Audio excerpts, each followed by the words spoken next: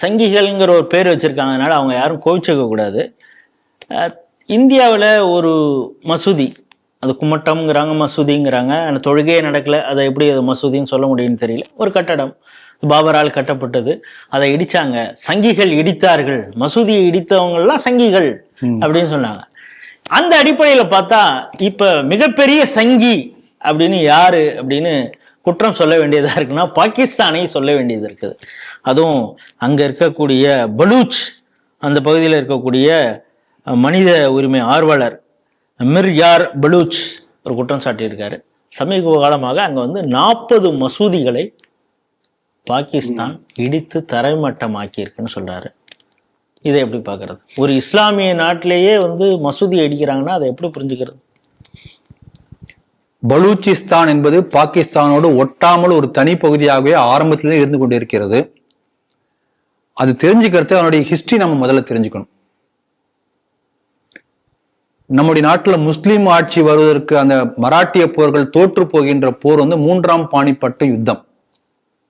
ஹரியானா பக்கத்துல பானிப்பட் என்கின்ற 3ஆம் முறை நடந்த யுத்தத்துல மராட்டிய முழுக்க முழுக்க தோத்து போயிடுது. Over confidence. தோத்து போன போது அந்த போரிலே போர்க்களத்துக்கு அந்த பெண்கள் கிட்டத்தட்ட 10,000-15,000 மேற்பட்ட பெண்களை சிறைப்பிடித்து செக்ஸ் ஸ்லேவ்ஸாக ஆப்கானிஸ்தான் கொண்டு போய் விற்கிறாங்க. கிட்டத்தட்ட 25,000 மராத்திய போர் வீரர்களை அடிமைகளாக பிடித்து அவங்களுக்கு கொண்டு போய் குடியமர்த்துறான். இப்ப சொல்லக்கூடிய பலூச்சிஸ்தான் என்ற பகுதியில அவங்க அடிமைகளாக வேலை செய்யறாங்க. அந்த இவங்க எல்லாமே முஸ்லிமா மதம் மாத்துறாங்க, மதம் மாறி விடுகிறார்கள். ஆனாலும் கூட தன்னுடைய மராட்டிய கலாச்சாரத்தை அவர்கள் விட்டு கொடுக்காமல் இன்னும் இந்த அளவுக்கு காப்பாத்திட்டு இருக்காங்க. கிட்டத்தட்ட 20க்கு மேற்பட்ட கேஸ்ட் இருக்கு. இப்ப எப்படி நம்ம செட்டியார்ல வாணிய செட்டியார், மீனவ செட்டியார்லாம் கூட இருக்காங்க. அந்த மாதிரி அந்த ஒவ்வொரு கேஸ்டுக்கு முன்னாடியும் அந்த கேஸ்ட் நேம் பின்னாடி மராத்துன்னு முடியும். நாங்களாம் மராட்டியர்கள் அவன் சொல்லிக்கிறான், அவன் முஸ்லீம் தான். சிவ் சங்கர் அப்படிங்கிறான், லிங்கத்தை கும்பிடுறான், அதையும் கும்பிடுறான், மசூதிக்கும் போறான். ஹிங்லஞ்ச் மாதா அப்படின்னு ஒரு பெண் தெய்வத்தை கும்பிடுறான். தன்னுடைய திருமண சடங்குகளா பார்த்தா கிட்டத்தட்ட மராட்டிய திருமண சடங்குகள் பல இன்னும் கடைபிடிக்கிறாங்க. ஆகவே கலாச்சார ரீதியாக பாரம்பரிய ரீதியாக இன்னும் இந்துக்களுடைய பாரம்பரியத்தை பின்பற்றி கொண்டிருக்கிறார்கள் அந்த முஸ்லிம்கள். இது ஒரு வரலாற்று செய்தி. இன்னொரு செய்தி நம்ம கவனிக்கணும், வாசகர்களுக்கு நான் பதிவு பண்ண விரும்புறேன். 1947 வெள்ளக்காரன்கிட்ட நமக்கு சுதந்திரம் வந்த பிறகு பல பேர் போராடி சுதந்திரம் கிடைச்சது. நம்ம இப்ப இருக்கக்கூடிய இந்தியா இருக்கிறது பாகிஸ்தான் என்று கிழக்கு பாகிஸ்தான் மேற்கு பாகிஸ்தான் ரெண்டா பிரிகிறது. அப்ப வெள்ளக்காரன் ஆட்சி பண்ண 4 பகுதிகளை வெள்ளக்காரன் விட்டு போகல. லண்டனுடைய நேரடி மேற்பார்வையிலே கண்ட்ரோல்லே நிர்வாகத்தை வச்சிருக்கான் 4 பகுதிகள். அங்க 4 பேர் என்ன, பலூச்சிஸ்தான், நேபாள், ஸ்ரீலங்கா, பர்மா.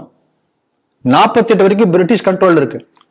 48ல என்ன பண்றான், இப்ப நீங்க 4 பேர் நீங்க எப்படி முடிவு பண்ணி எங்க வேணா சேர்ந்துக்கலாம், நீங்க தனியா இருக்கலாம், இந்தியாவோட சேரலாம், பாகிஸ்தானோட சேரலாம் அப்படின்ட்டு விட்டு போயிடுறோம். பலூச்சிஸ்தான் மன்னர், பலூச்சிஸ்தான் மக்கள்லாம் இந்தியாவோட சேர விருப்பம் தெரிவித்தார்கள். நேரு மறுத்துவிட்டார். தெரிஞ்சுக்கணும், பாகிஸ்தான் அப்ப நான் இந்தியாவோட சேராட்டி எனக்கு தனி நாடாவே இருக்கும், அதான் அவங்களுடைய விருப்பமா இருந்தது. ஆனால் பாகிஸ்தான் படையெடுத்து பலூச்சிஸ்தானை ஆக்கிரமித்தது, அனெக்ஸ்டு, இதான் நடந்தது. அப்ப நேபாள மன்னர் கூட அதே போல இந்தியாவோட சேர ஒரு விருப்பம் தெரிவித்தா சொல்றாங்க, நேரு மறுத்திருக்கிறார். ஸ்ரீலங்கா பத்தி தகவல் தெரியல. அதே போல பர்மாலாம் அப்ப முயற்சி பண்ணா நம்ம சேர்ந்து நம்மோடு சேராமல் போனதற்கும் UN வரைக்கும் போய் அதற்கு எதிராக வாக்களித்தவர் நேரு. இதெல்லாம் பழைய காலத்து வரலாறு. அதனால பலூச்சிஸ்தான் மக்கள் எப்போதுமே பாகிஸ்தானோடு இணைந்து அது வலுக்கட்டாயமாக பாகிஸ்தான் அதை ஆக்கிரமித்தது. ஒரு பெரிய கனிம வளம் இருக்கக்கூடிய ஒரு பகுதி, அப்படிப்பட்ட ஒரு ஃபெர்டைல் பூமி. அவங்களுக்கு பொறுத்த வரைக்கும் ஃபெர்டைல்னா இயற்கை கனிம வளம் நான் சொல்றேன். பூமி பாலைவனம் மாதிரி தான் இருக்கும் பார்க்கறதுக்கு. ஆனா அப்படிப்பட்ட மினரல்ஸ் நிறைய இருக்கக்கூடிய இடம். இப்ப என்ன பண்றாங்க, சைனா பாகிஸ்தான் ஆக்கிரமிப்பு காஷ்மீர் வழியாக அந்த இடத்து வரைக்கும் பெரிய ரோடு போட்டு அந்த இடத்துல உள்ள ரேர் மினரல்ஸ் முழுக்க எடுப்பதற்காக பெரிய திட்டம் போட்டு சைனீஸ் கிட்டத்தட்ட சைனாவுடைய காலனி போல ஆக போயிருது. அதை எதிர்க்கிறார்கள். அப்படிதான் இப்ப பெரிய எதிர்ப்பு வந்து கொண்டு இருக்கிறது. இப்ப என்ன பண்றாங்க, அவனும் முஸ்லீம் தான், அதாவது நீங்க மராத் என்று சொன்னாலும் சரி, அவன் முஸ்லீம் தான், குரான் தான் படிக்கிறான். அப்படி படிக்கக்கூடிய அந்த குரானை எரித்திருக்கிறார்கள், அந்த மசூதிகளை குண்டு போட்டு தகர்த்திருக்கிறார்கள். நீங்க சொன்ன அழகா ஒரு கேள்வி கேட்டுங்க ஆரம்பத்திலேயே, வழிபாடே இல்ல, நான் பங்கஷனல் ஒரு கும்மட்டு அதாவது மசூதி போன்ற தோற்றம் அளிக்கக்கூடிய உள்ளே ராம்லல்லா இருக்கக்கூடிய அந்த ஒரு இந்துக்கள் வழிபடக்கூடிய பகுதியில நீதிமன்ற தீர்ப்பு கொடுத்து நமக்கு ஊர்ஜிதமான பிறகு அந்த கும்மட்டை எடுத்ததுக்காக ஒரு டிசம்பர் 6 நீங்க வந்து உட்கார்ந்து அத இங்க உள்ள எல்லாம் மறக்கலாமா? கருப்பு கலர்ல போஸ்டர் போட்டு மறக்க முடியுமா? இப்ப உன்னுடைய அதே அல்லா கும்பிடுற மசூதி 40 மசூதி அதே பாகிஸ்தான் அரசாங்கம் வந்து இடிச்சு தரமாட்ட மாதிரி குண்டு தீ வச்சு எரிச்சிருக்கு. இந்த எஸ்டிபி ஏதாவது பேசினான்னா சேவ் காசா சேவ் காசா எத்தனை போஸ்டர் போட்டாங்க. சேவ் பலுச்சுன்னு யாரும் அது வரைக்கும் கேட்டது மாதிரி. ஈரான் எத்தனை மசூதி இடிச்சிருக்காங்க. நெருப்பு அங்க உள்ள முஸ்லீம்கே வேணாம் இடிச்சு போறான். ஏன் ஏதாவது பேசினானா? ஏன் பேசல? உய்கூர்ல சீனா எத்தனை நூத்துக்கணக்கான மசூதியில அடிச்சு நொறுக்கி இருக்கானு, தரமட்டமாக்கி இருக்கானு பேசினாங்களா? பச்சை பெயிண்டே அங்க அடிக்க கூடாது. பச்சை கலர கூடாது, தாடி வைக்க கூடாது, தாடி கட் பண்ணிடுவோம். மத்த ஊர்ல வேற ஏதாவது கட் பண்றாங்க, தாடியை கட் பண்ணிடுறாங்க சீன கவர்மெண்ட். ஆக இப்ப உரிமை பேசக்கூடியவர்கள் இதானே பண்றாங்க. இங்க உள்ள முஸ்லிம்கள் தெரிஞ்சுக்கணும், தெளிவா புரிஞ்சுக்கணும். எல்லாம் அந்த சேவ் காசோன்னு கை தட்டுறாங்கல்ல, இப்ப என்ன பண்ற? அப்ப முஸ்லிம்களே தான் முஸ்லிம்களுக்கு எதிரியா இருக்கும். அது தெளிவா புரிஞ்சுக்கொள்ளணும். இந்துக்கள் சுய பரிசோதனை செய்யக்கூடிய ஒரு நல்ல ஒரு வாய்ப்பாக இந்த செய்தி வந்திருக்குன்னு நான் பாக்குறேன். ஏன்னா உங்களை காப்பாற்ற போறது வந்து இங்க உள்ள உண்மையிலேயே உங்களுடைய தொப்புள் கொடியா இருக்கக்கூடிய வெளியில பேசுறாங்கல்ல, அவங்கதான் உங்களை காப்பாத்துவாங்க.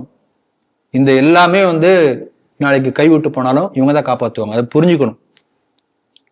அதே போல அமெரிக்காவுடைய கண்ட்ரோல்ல வந்து பாகிஸ்தான் இருக்கிற காரணத்தினால தான் பாகிஸ்தான் நாடு இது வரைக்கும் இருக்கு.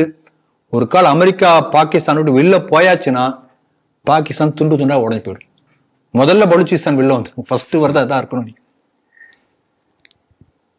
அதனால எங்கு வந்து ஒரு மதத்திற்காக ஒரு அநீதி நடந்தாலும் அது யார் பண்ணாலும் அநீதி தான்.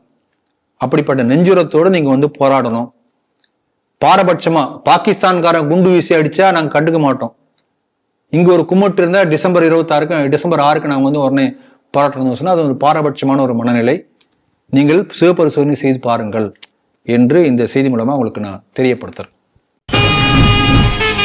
Tara Divine Awards 2025.